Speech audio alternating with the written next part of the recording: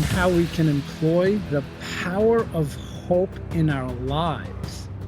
I think we often, again, get this wrong about hope, or at least I did. I often feel like people may have confused having hope for wishing for something, crossing our fingers and hoping for the best. And I can assure you that I learned and generated a newfound appreciation for what hope is and what hope can do for us, as well as for what hope is not. Hope is not some mindless and blind anticipation for the best results out of the worst situations. Hope knows how difficult the journey will be and shows up with a conscientious plan, or at least with potentiation for action.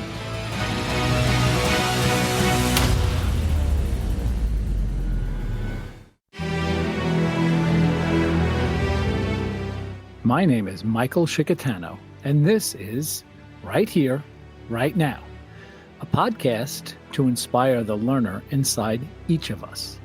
In a world that is full of so much information, we will help find and package that information so that you can use it in your lives every day in practical ways. And in each episode, we will remind you of the importance of being present and mindful of your daily thoughts, actions, and interactions.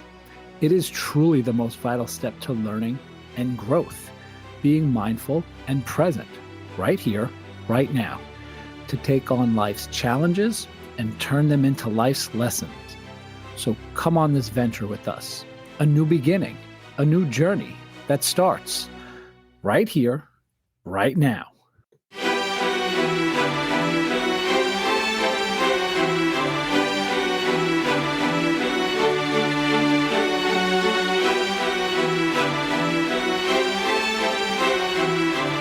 Welcome back, people. I am Michael Shikatano, your host of Right Here, Right Now, the podcast that allows us to cultivate our highest potential on our journey to being better in all of the roles we look to fulfill in our lives. The podcast that helps us to develop the tools necessary to learn and grow and evolve through the adversity, because of the obstacles we face and the challenges that we can utilize and employ to make us better than before. The podcast that can help guide each of us in each of our mindfully meaningful moments to propagate a sense that things can be better through the actions that we mindfully choose to take from moment to moment. This episode, people, and the inspiration and creative manifestation of this very episode began with so many questions, as they all do, as they often do. But this one seemingly had more questions than most of the Right Here, Right Now episodes. And the manifestation of this one was really just over a long amount of time, a long amount of adversity in my life over many, many months. And perhaps maybe this means that the topic and how it integrates into our mindfully lived moments really resonates a bit more with each of us, and certainly with me, more than other topics have. And I kind of get fixated on some of these topics, and I'll even look at them from very different angles. And maybe I'm a bit more curious about this topic over the past year or so. Maybe the difficulty to understand how this information can be integrated with so much more of what we think we know.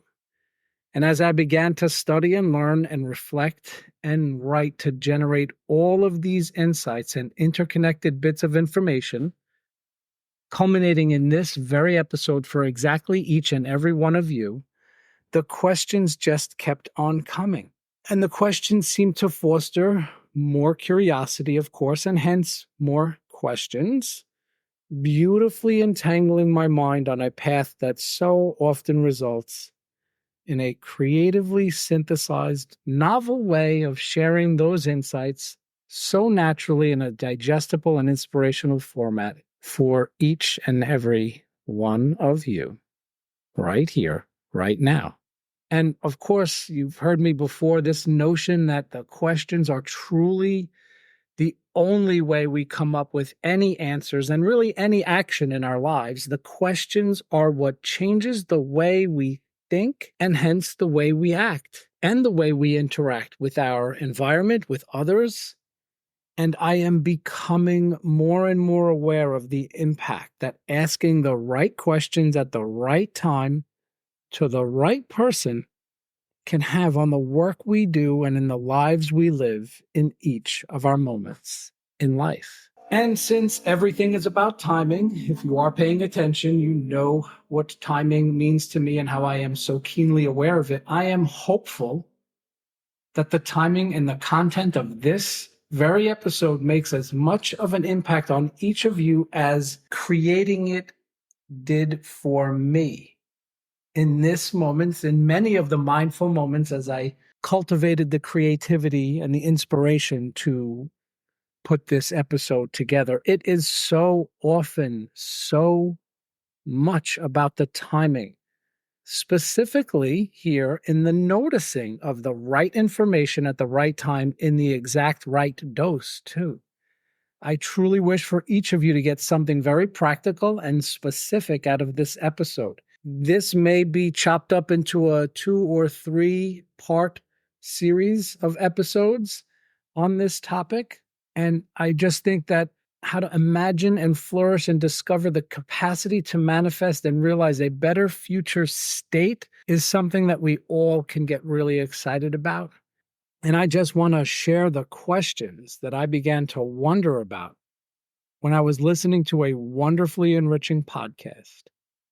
I was at the gym intensely working out and intensely listening to an episode of Speaking of Psychology, and that's from the American Psychology Association, and the host is Kim Mills, and I just began typing out question after question, thought after thought on what we can learn in order to foster and create and imagine a better road ahead and what our curiosity can lead us to regarding the concept of being and becoming better than before, better in each of our mindful moments in life. And the question sounded something like this: do you see a better future ahead of you? What does it look like? What does it feel like?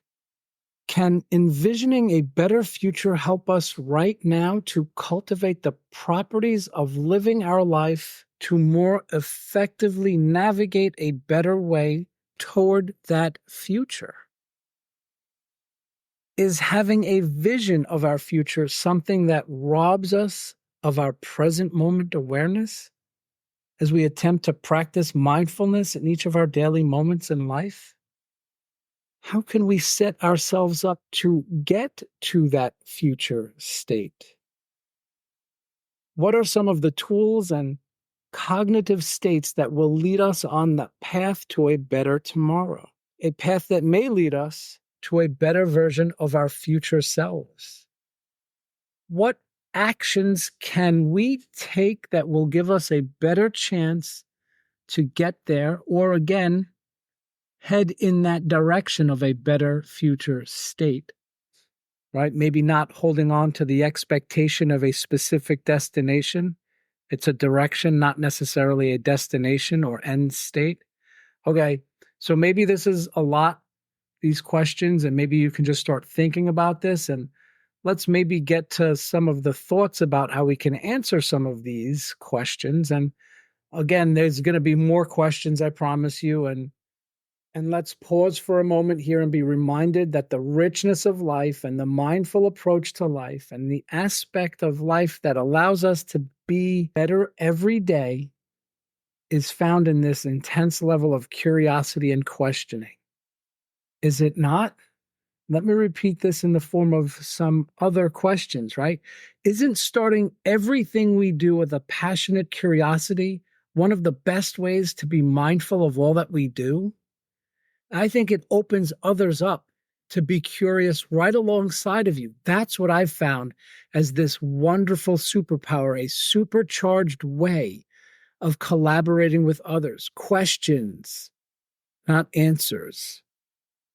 Isn't this level of wonder a vital step in our mindful approach to a well lived life, as well as a presently engaging life?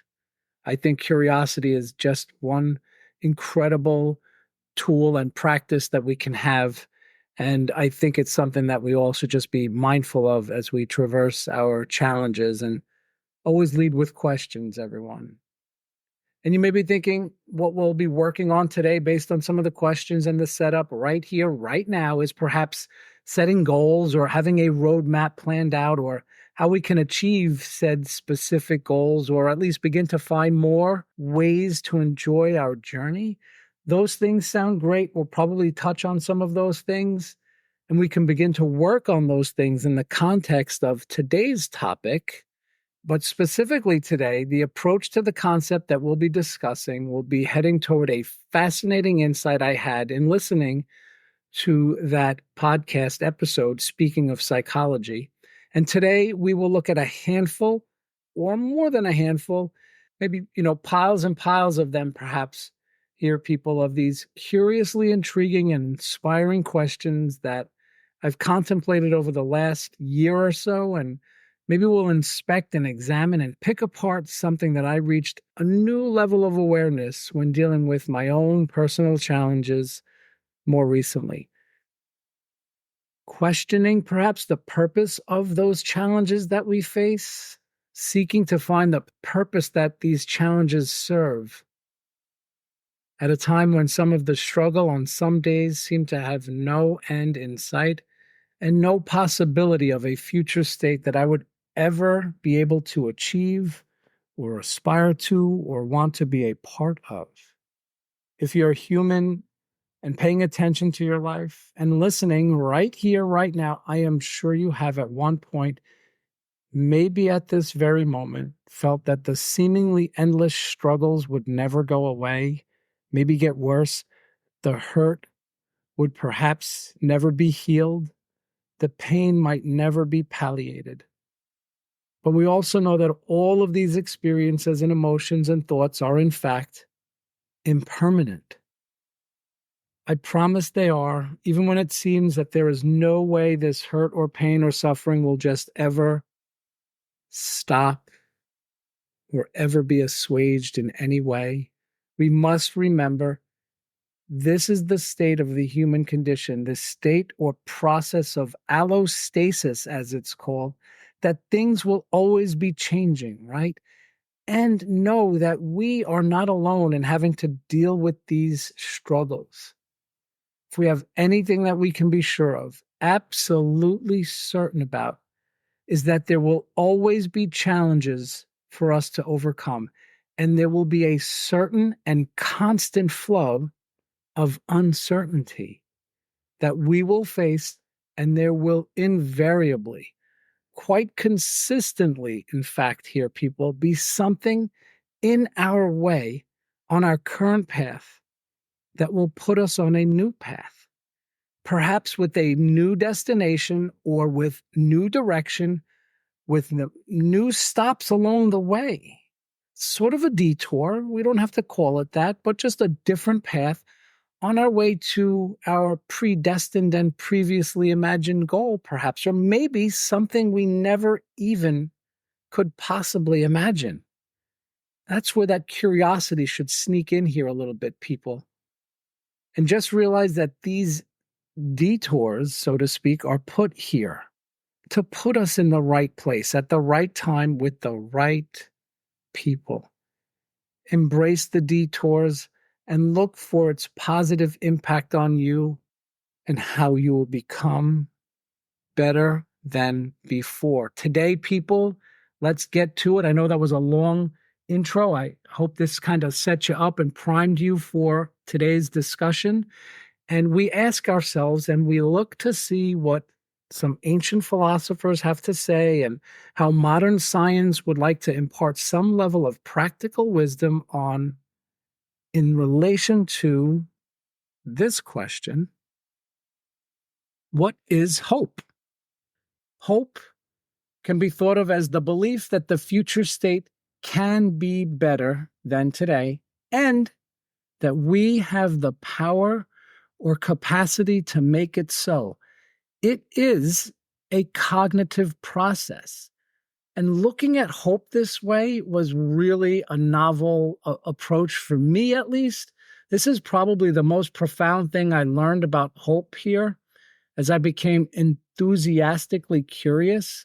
This cognitive process, right? Like a child exploring the world of hope for the very first time.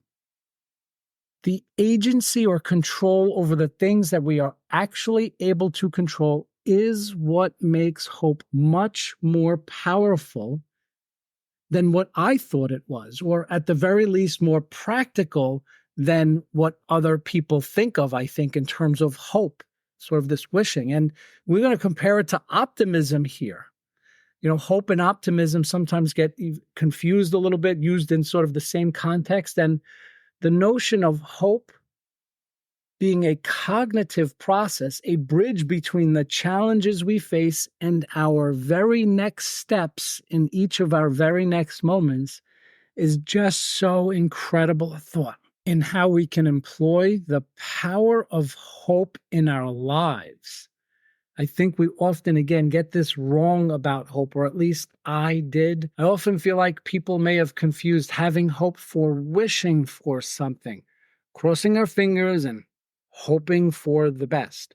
And I can assure you that I learned and generated a newfound appreciation for what hope is and what hope can do for us, as well as for what hope is not. Hope is not some mindless and blind anticipation for the best results out of the worst situations. Hope knows how difficult the journey will be and shows up with a conscientious plan, or at least with potentiation for action. Let me repeat that. This is a good thought here in how we can think about hope. Hope knows how difficult the journey will be and shows up with a conscientious plan, right?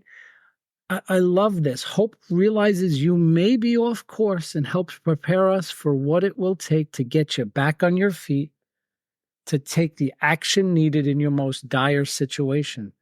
Hope is what we sometimes need to give us the strength to build our resilience, to make the best out of our worst, turning the challenges into greater opportunities, lessons, those obstacles into a path to living out a higher potential in our lives. Again, some more questions here as we kind of pause a little bit and think and reflect a little bit about hope here, and mindfully consider these questions as we listen and digest the thoughts and the insights. And maybe these questions spark the right thought again at the right time in your mindfully present moment, right here, right now. Is hope a necessity on our journey to getting to a better place? Maybe more importantly, what will it take to make that vision of the future more close to a reality? Specifically, what can you do right here, right now, to get closer to that future imagined state? What makes hope so powerful if, in fact, we do believe that it will give us power? Is hope something that we can harness and employ when things are not looking so good, or perhaps even when things are going pretty well? Is it possible for hope to get in our way of a better way ahead? And how is hope related to optimism and resilience? And let's pause on that last one here, as it can help with a better understanding of what hope is and what it is not. And we'll reflect on this. How is hope different from optimism? And beginning with these concepts kind of have in common, I think is helpful. Both include the expectations that things may turn out okay. At some point in time, things may work out. The difference between hope and optimism, though, as we examine how each shows up in our lives, optimism is simply believing this to be so, that things will work out. no matter how they turn out. Maybe an example, I have a job interview for an amazing new opportunity that I'm excited about. And my belief, if I'm being optimistic, is if I get the job, awesome. If I do not get the job, that is good too, as the process of interviewing has potentially prepared me well enough for the next opportunity. Hope is a little different here. Hope is the expectation that things will work out plus a plan, right? So optimism is things will work out. Hope is things can work out. We need to do something, though, that you can make this possible with hope. Hope is a verb. In this job opportunity example here, hope tells us that we can get this job, and here is how I can better myself and get myself prepared and set up to give me the best chance of making this opportunity a reality in landing that job. The planning part of the brain kicks in as you begin to research the company and mock up questions to be answered. Maybe you practice with someone and you outline the best parts of you that you want to share in this interview. And it is in the action-inducing aspect of hope versus optimism that we look to embrace and focus on here. Maybe simply speaking, hope is a little bit more active. Optimism is a little bit more passive. And hope tells us, again, that something needs to be done to get us there.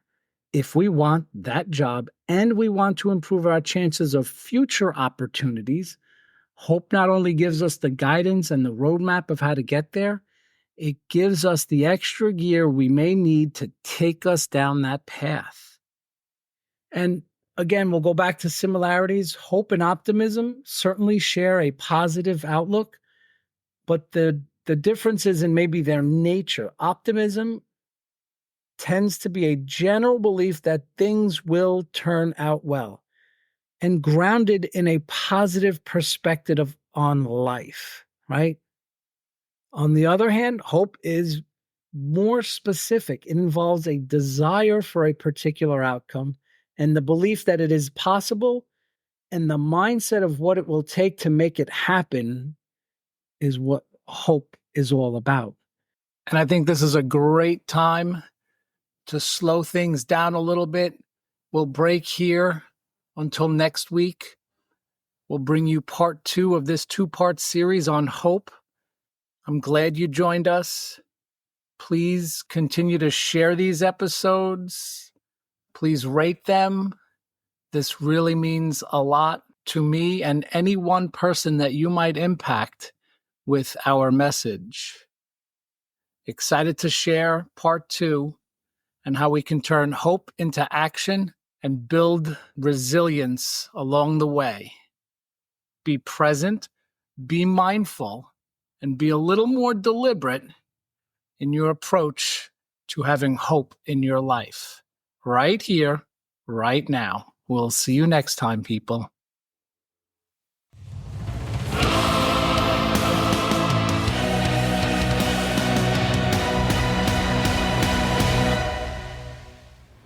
Thank you for joining us. We'll see you next time, right here, right now.